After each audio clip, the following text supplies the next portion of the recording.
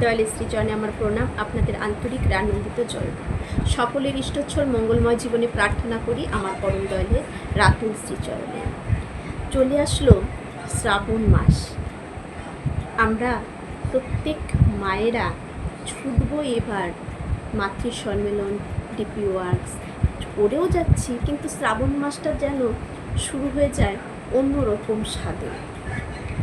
কেউ পিছিয়ে থাকে না, সবাই এগিয়ে পড়ে এই মাতৃ সম্মেলনের এই সুন্দর আহ্বানে। খুব আনন্দের মাস আমাদের শুরু হয়ে যায় এই শ্রাবণ মাস থেকে।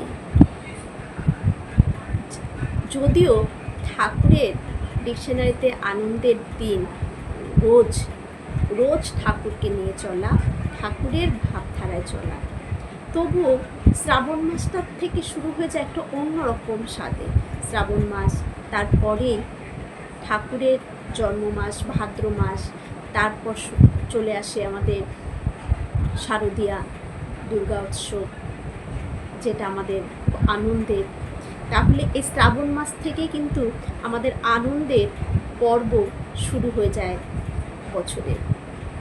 তো এই শ্রাবণ পরিক্রমা অনেকেই আমার কাছে জানতে চাইছেন বলেই ভিডিওটা আমি করলাম, যে অনেকেই জানতে চাইছেন যে কবে থেকে শ্রাবণ পরিক্রমাটা শুরু হবে, বিশুদ্ধ পঞ্জিকা মতে কবে থেকে শুরু হচ্ছে।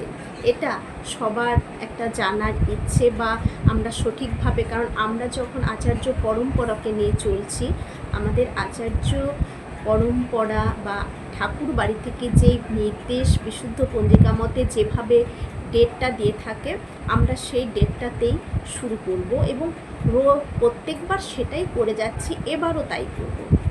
তো বিশুদ্ধ পঞ্জিকা মতে শ্রাবণ পরিক্রমা শুরু হবে 17ই জুলাই। 17ই জুলাই শুক্রবার।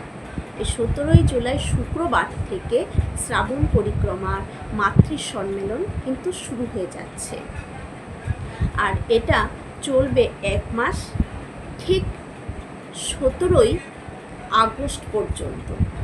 17ই জুলাই থেকে 17ই আগস্ট পর্যন্ত আমাদের শ্রাবণ পরিক্রমার মাতৃ সম্মেলন কিন্তু চলবে। 18ই আগস্ট থেকে ভাদ্র পরিক্রমা শুরু হয়ে যাবে। আর এখনো পর্যন্ত কিন্তু কোনো নতুন আপডেট ঠাকুরবাড়ি থেকে আসেনি, আর আমার মনে হয় নিয়মই একই রকমই থাকবে। কিছু কিছু লেখা বেরোচ্ছে, কিন্তু এগুলো আগের বছরেরই, এবছরের সেই আপডেট এখনও আসেনি। আর এইভাবেই তো সর্বদা বলে যাচ্ছে।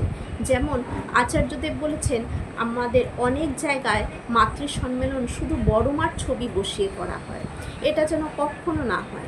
বড় মা নিজে বলে গেছেন যে যাকে নিয়ে তোরা মাতৃ সম্মেলন করছি তার ভোগের সময় হয়ে গেছে, আমি উঠছি। তাহলে তিনি তো নিজেই বলে গেলেন যে কাকে নিয়ে মাতৃ সম্মেলনটা করছি, ঠাকুরকে নিয়েই কিন্তু সব কিছু।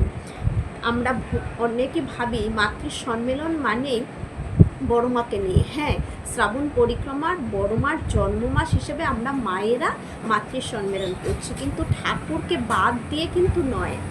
সব কিছুই কিন্তু আমাদের ঠাকুরকে কেন্দ্র করে, এটা কিন্তু আমাদের মাথায় রাখতে হবে। আমরা আবেগের বশে কিছু বলবো করবো তা কিন্তু নয়, ঠাকুরকে কেন্দ্র করেই কিন্তু সব কিছু।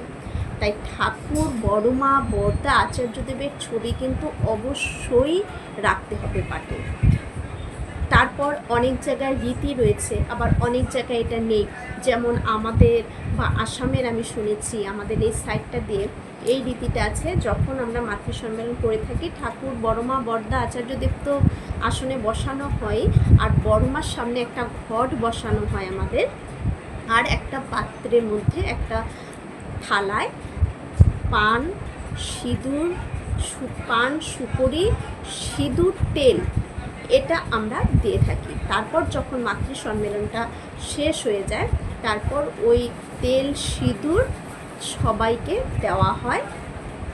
পানটা ওটা সবাই ভোগের প্রসাদ রূপে আমরা গ্রহণ করি। এটা কিছু জায়গায় নিয়ম রয়েছে, আবার কিছু জায়গায় করে না। এটা আমাদের দিকে চল রয়েছে, আমরা এটা করি, করলেও কোনো ক্ষতি নেই।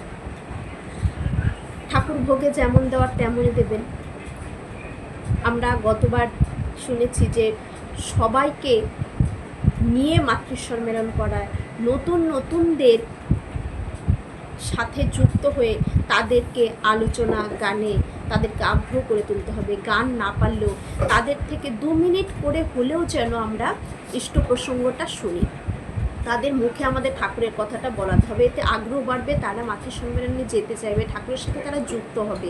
এটাই কিন্তু একমাত্র কারণ।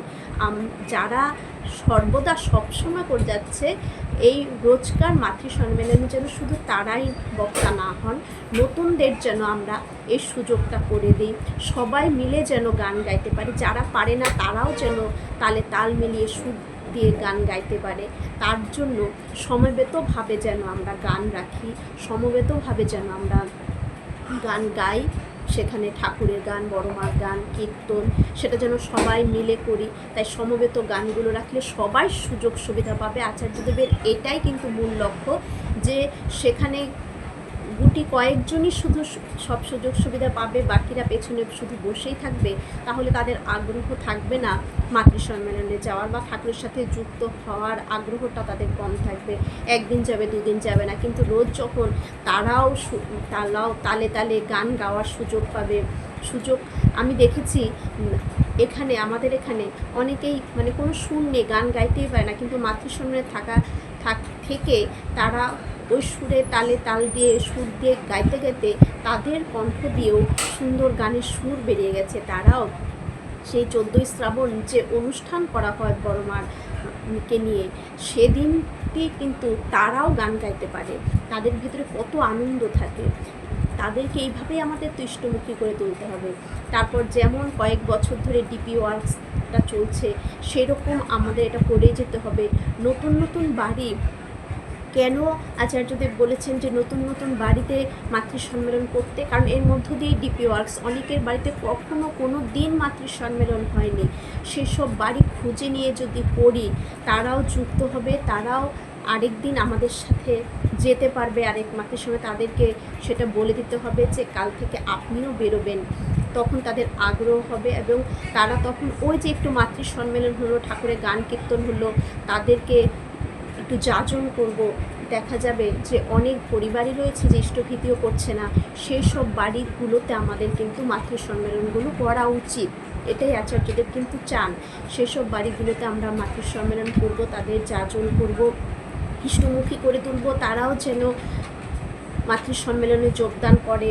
এবং যে অনুষ্ঠানগুলো, সৎসঙ্গ অনুষ্ঠানগুলো বড়োভাবে হবে, সেখানে যেন তাদের আসার ইচ্ছে থাকে। কারণ যখন আমরা কিছু এরকম বাড়িগুলোতে মাতৃসম্মেলন করব, দেখা যাবে যখন 14ই শ্রাবণ অনুষ্ঠান হবে, শেষের দিন যেদিন 17ই আগস্ট যেদিন আবার লাস্ট দিন অনুষ্ঠান হবে, সেদিন কিন্তু তাদের ভেতরে একটা আগ্রহ থাকবে না যেতে হবে। কারণ তার বাড়িতে হয়েছিল, তার আগ্রহটা কিন্তু ব্যাটারি চার্জের মতন কিন্তু চার্জ হয়ে যাবে, তখন তাদের মন চাইবে যাব, তখন তারাও কিন্তু এসে যুক্ত হবে। এভাবেই তো তারাও হয়ে উঠবে। এর জন্য আমাদের এইভাবে কিন্তু মাতৃসম্মেলনগুলো করতে হবে। তো যাই হোক, আর 30শে জুলাই হচ্ছে 14ই শ্রাবণ, এটা আপনারা মনে রাখবেন। 30শে জুলাই কিন্তু বিশুদ্ধ পঞ্জিকা মতে 30শে জুলাই হচ্ছে 14ই শ্রাবণ, সেদিন বড় মার জন্মদিন আমরা পালন করি, সেটাও কিন্তু অবশ্যই করতে হবে। আর বারবার বলছি, আমাদের পঞ্জিকা দিয়ে কিন্তু হবে না। আমরা যখন ঠাকুর বাড়িকে নিয়ে চলি, ঠাকুর বাড়ির যে বিশুদ্ধ পঞ্জিকা মতে যেভাবে বিধান দিয়ে থাকে, সেই বিধান অনুযায়ী আমরা করব। সেই বিধান অনুযায়ী 17ই জুলাই থেকে শ্রাবণ মাস শুরু, 17ই জুলাই থেকে আমাদের মাতৃসম্মেলন শুরু। হ্যাঁ, প্রথম দিনটা যেমন মন্দিরে হয়ে থাকে, কোনো কেন্দ্রে হয়ে থাকে, কোনো জায়গায় যদি কেন্দ্র বা মন্দির অনেক দূরে থাকে বা কেন্দ্র নেই, মন্দির অনেক দূরে, তারা সেখানে যেতে পারছেন না সব মায়েরা মিলে, তাহলে কোনো একটা জায়গায় মিলিত হয়ে কোনো একটা বাড়িতেও আমরা সেদিনটা কিন্তু শুরু করতে পারি। এইভাবে মাতৃসম্মেলনটা সবাই করবেন, সবাইকে নিয়ে করবেন, সবাইকে সুযোগ করে দিবেন আলোচনা, ইষ্ট প্রসঙ্গ, ঠাকুরের কথা বলা, তাদের মুখ থেকেও যেন ঠাকুরের কথা বের হয়। এটাই আমাদের কিন্তু করণীয়। জয় গুরু, বন্দে পুরুষোত্তম।